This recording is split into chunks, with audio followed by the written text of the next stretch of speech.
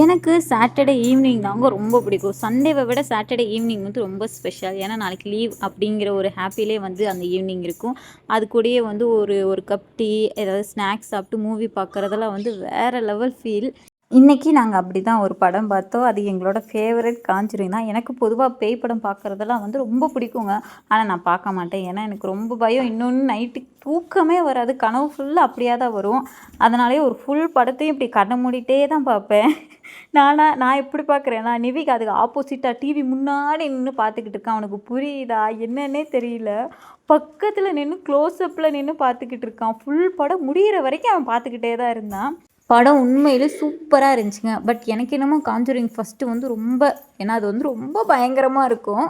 And இன்றைக்கி முடிச்சுட்டு நான் சமைக்க கூட போகல. எனக்கு கிச்சன் பக்கமே நான் போகல. எனக்கு பயமாக இருந்ததுன்ட்டு. அதுக்கப்புறம் கடையில் வாங்கி சாப்பிட்டுக்கலாம் அப்படின்ட்டு ஆளுக்கு 2 புரோட்டா, தம்பிக்கு மட்டும் இட்லி வாங்கி இன்றைக்கி டே வந்து சூப்பராக முடிஞ்சதுங்க.